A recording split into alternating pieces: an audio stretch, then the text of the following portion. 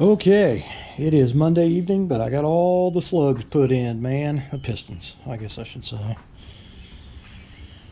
Everything's torqued. I went back over them all with the torque wrench again just to make sure. So the rotating assembly is in and done. So now it'd be time for a camshaft, timing chain. I still need to get the lower gear put on the crankshaft. And then it's pretty much move on to the cylinder heads and get them done so I can get them put on. I'm going to go ahead and pretty much assemble the entire long block, the heads, oil pan, timing cover, valve covers, and intake, and I'm just going to paint everything together at one time. You know, the last several years I've been painting everything piece by piece, the cylinder head separate, the oil pan separate, timing cover, you know. And that way when you have to take an engine back apart, it doesn't ruin the paint from painting everything together. Now if I had bought, you know, like ARP bolts, you know, fancy stainless bolts to put in everything, I would paint everything separately. But in this case, I'm cleaning up all the old original hardware on the wire wheel, and I'm just going to put it all back together, original hardware. I am going to change the timing cover bolts. They're the standard, you know, 5/16 bolts, but they take a 7/16, or no, I'm sorry, quarter inch bolts, and they take a 7/16 wrench. And the way the timing cover is made, the bolt heads are almost the width of the timing cover, and that's got that little rolled edge. You know, it's hard to get a little socket. I had to use a thin wall socket to get down there on them. So I'm either going to put some socket cap Allens in it, because I have a whole bunch of those here, or I'm going to go through all my bolts over there. I have an engine box of bolts over there, and I may see if I can find the bolts that have the smaller diameter head with the made-on washer. So it'll still look stock, but it kind of easier to get the wrench on, you know what I mean? So it'd be similar to what come in these originally in the oil pan. Now I did buy a Felpro one-piece oil pan gasket, so I have all that brand new. They come with bolts and star washers, so I'll probably put those in here. So I do have the original pan bolts that I could use a few of those. I just need to check the length and make sure the length is okay.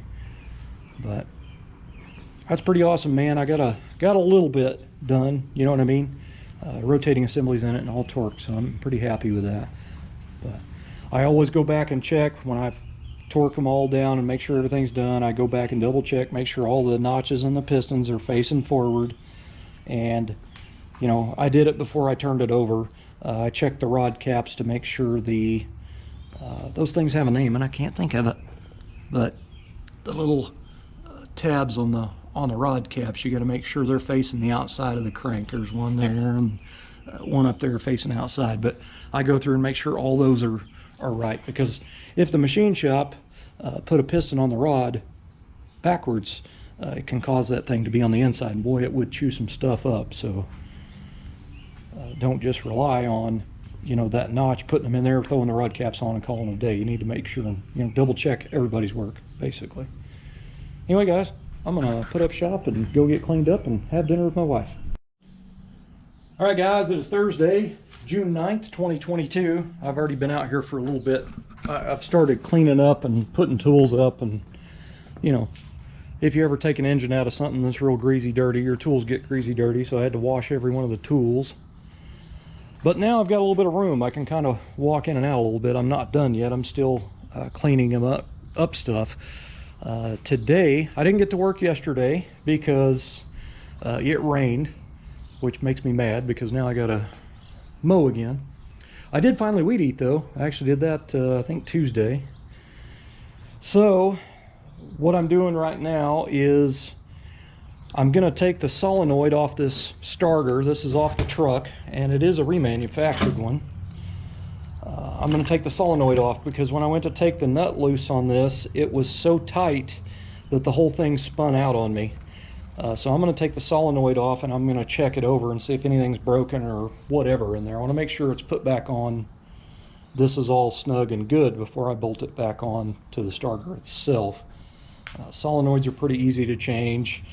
You basically take out this these two screws here, bolts, and you take this one out here, and then it twists. It like clocks in, you know, so you twist it and then it comes right off. There's a plunger in there, basically a steel plunger. They're really kind of simple to work on, but it may need replaced. I don't know. I'm just gonna, if I remember right, you can kind of see the back of this, but it's been a while since I've been into a starter. So that's what I'm gonna do right now. I'm gonna go ahead and bust this thing apart and check and see if this is good. And then I'll probably jump it across the battery with some jumper cables and make sure it engages, because that's the last thing I want to do is get it bolted on the truck and then the stupid thing not work. All right, let's take this thing apart. So they're usually 5/16 or 8mm.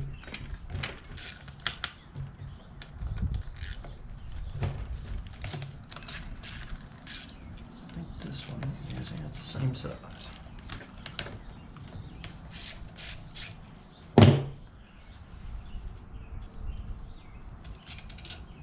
So that's a little sleeve that'll come out that long bolt goes in.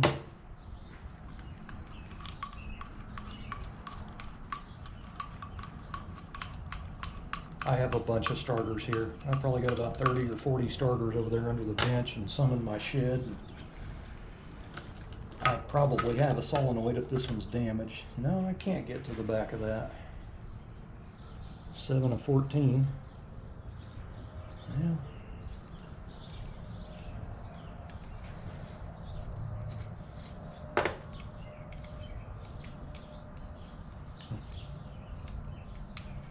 It might just tighten up and be okay. So I'm going to go ahead and do that.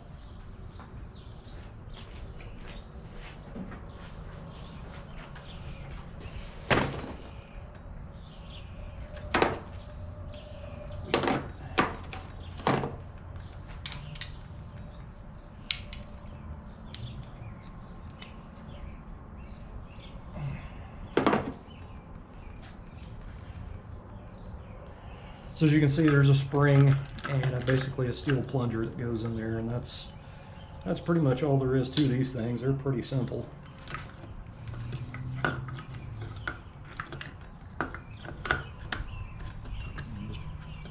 Just screw it back on there like that. It's a simple deal to change a solenoid. Sometimes if your starter's no good, you know, it's usually just the solenoid, and they're really inexpensive compared to a starter. I remember starters used to be like 30 bucks, you know, at Reman's.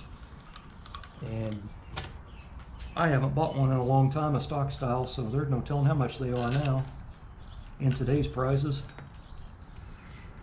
I don't even want to know.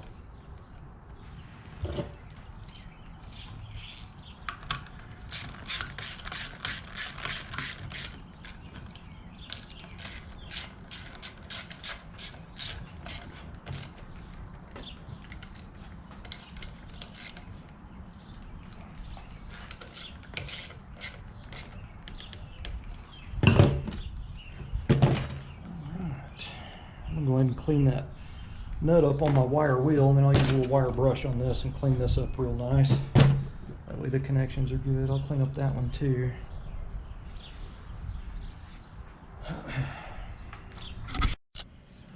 Alright, so I'm just using a little stainless wire brush here. I can find either a star washer or a thin lock washer to put on this, because there wasn't one on it. It was just the nut, and it's supposed to have something on there.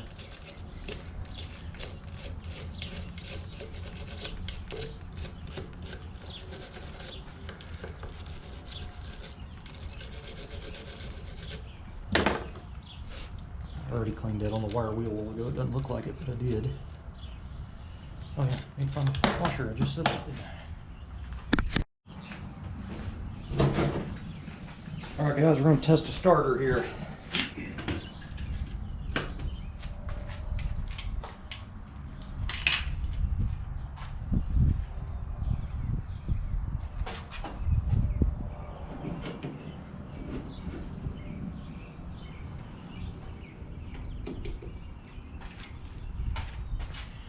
All right, so when you try to jump a starter, like a GM starter with a solenoid on it, you'll obviously hook up your battery that you're going to test with. So you need to ground the housing. So you'll take your negative, ground it to the housing, which I think I'll just stick it here. And then on your big post for your battery cable, put the positive. And then take a screwdriver and jump the little post to the big post. And it's working. Nice. All right.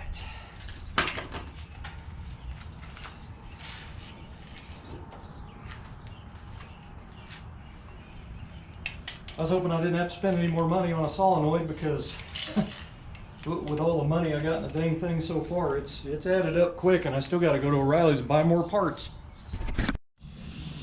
Had a neighbor stop by a while ago, and he was just looking here, and he goes, "Why you got your sockets all in there upside down?" And I said, "I don't have them upside down." And he goes, "Yeah, you do."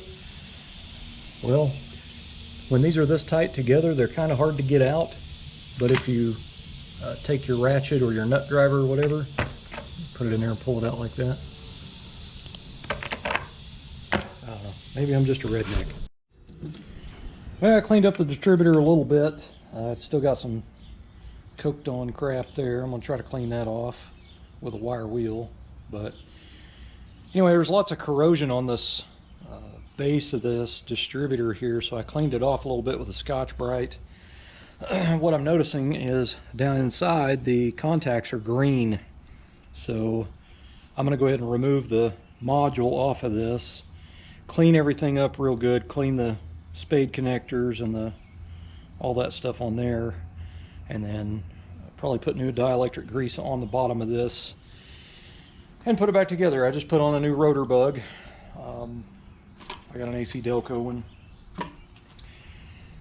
So, you know, it's always good to change stuff that wasn't any problem before, so when you put it all back together and it doesn't run, it's probably something that you changed that wasn't broke to begin with.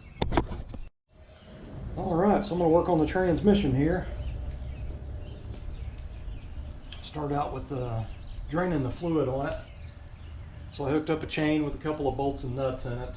I went through the little hole slot that's back here. I slid a nut under there holding a wrench, you know, on there to hold it, and then run a bolt in there.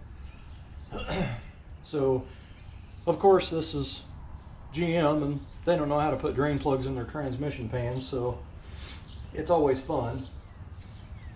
I opted not to do this while it was still in the truck, just for the sake of making a mess under the truck and having to lay in it. So doing it this way is just kind of a little bit easier to get to, and I'm not laying on my back. So I'm going to try to pull the dipstick, because I'm going to put a new seal on this anyway. Man, that fluid is bad. Golly. This transmission shifts fine. I mean, even when you get on it, it shifts nice and firm. But I don't know how long it's been since it's been changed, because this model of truck, you've pretty much got to remove the cross member to get the pan bolts off on the back. It's kind of dumb.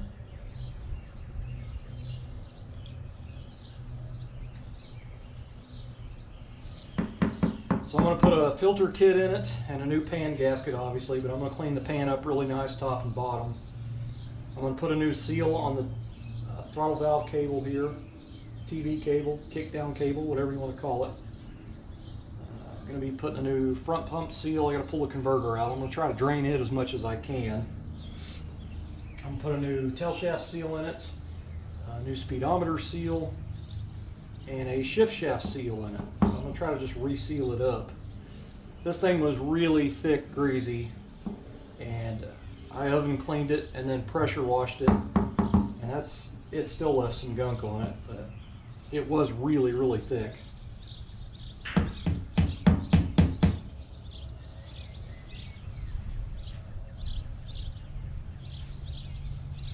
I should have bought a drain plug kit for this and put it in the pan, and then I could have changed it whenever I wanted.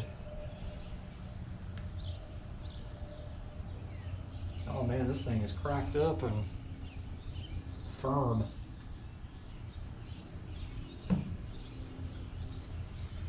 This seal on this 700 it's pretty much the same on a lot of the older, especially Turbo 350.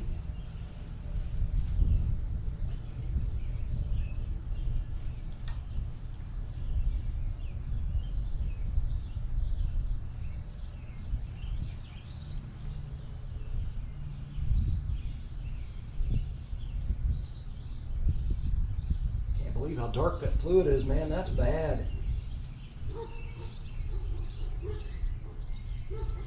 It doesn't smell burnt, which is a good thing.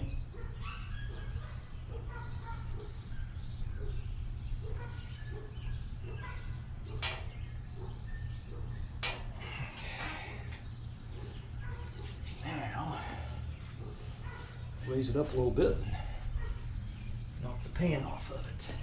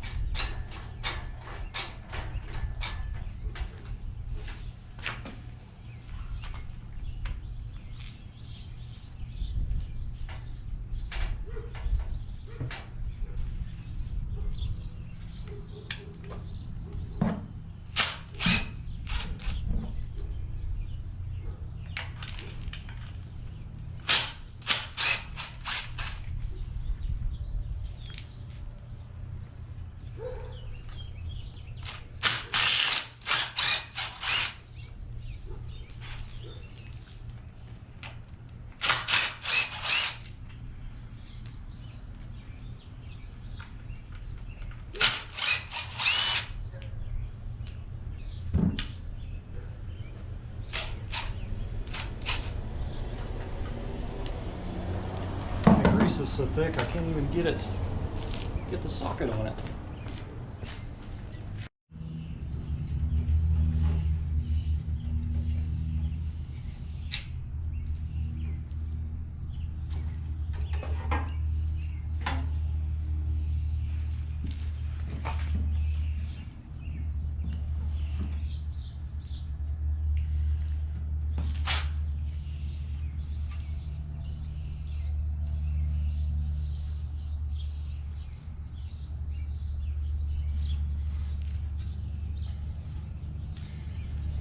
Got a little bit of clutch material in there, but not bad at all. I can live with that.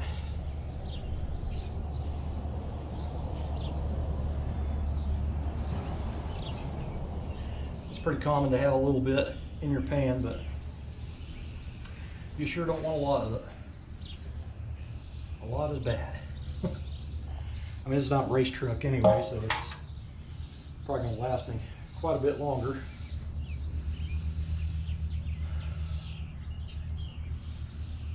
Stuck in there.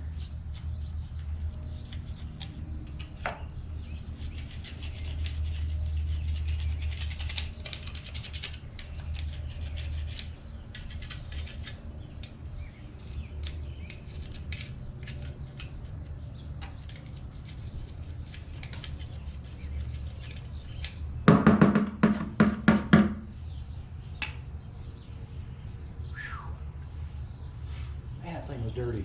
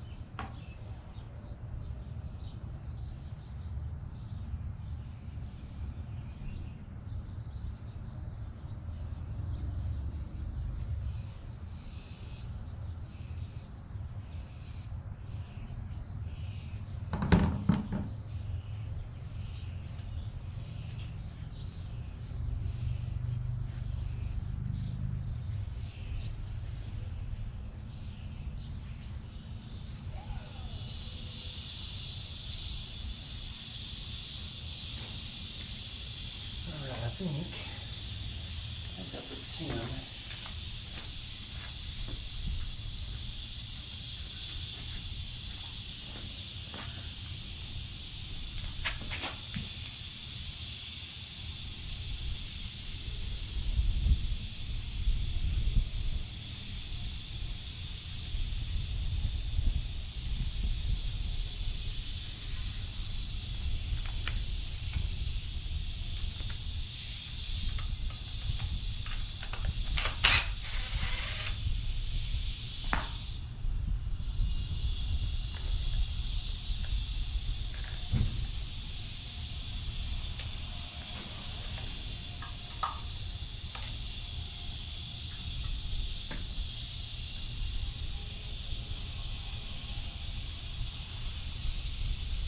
think this seal was leaking, but I'm gonna change it anyway. While I've got the transmission right here in my face, I'm gonna change all this stuff.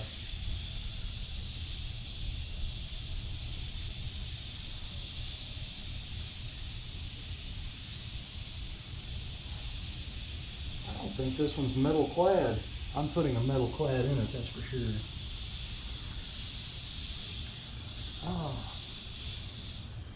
Right there on the ground, there's the small post on my starter. There's the nut. I dropped it and couldn't find it.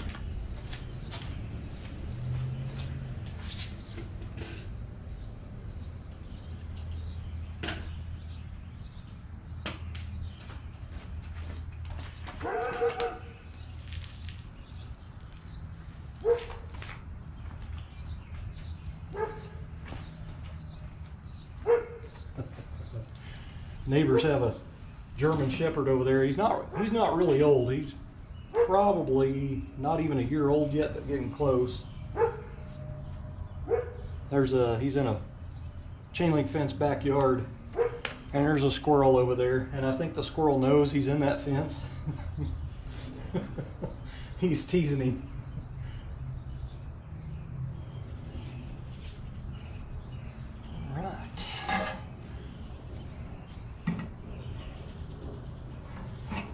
Pan drain a little bit.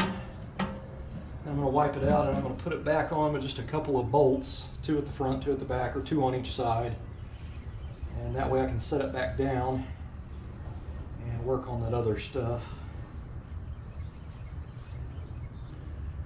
I'm going to soak that pan in my tote of degreaser over there and try to get the majority of that other crap off there, this hard stuck stuff.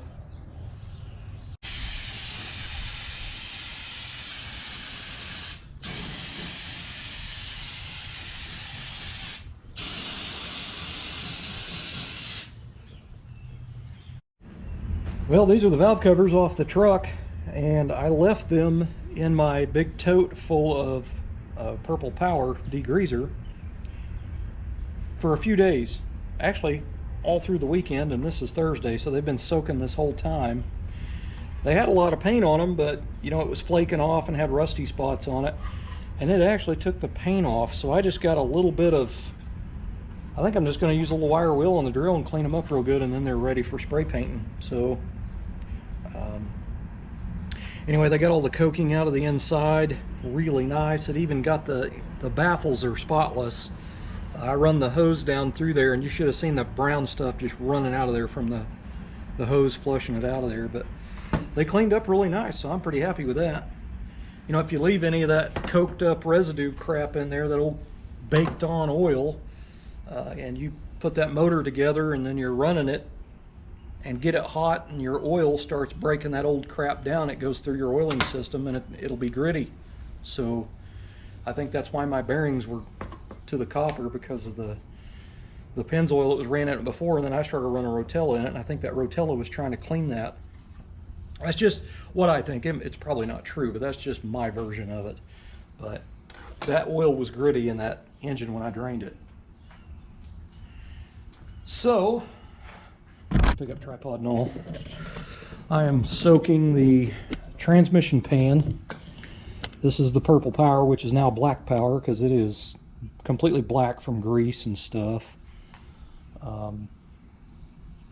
I've got the pan bolts soaking in a little bowl of Purple Power because they just have chunky grease all over them. So I'm gonna let those soak for probably quite a while, and then when I get the pan pulled out, I'm gonna rinse it off and then blow dry it off, and then I'm gonna go ahead and put it on the transmission with just a couple of bolts so it holds it in there and I don't get a lot of debris, you know, on the valve body and stuff. Then I can set it back down and I can start replacing seals and all that kind of stuff. So I need to clean up the torque converter a little bit.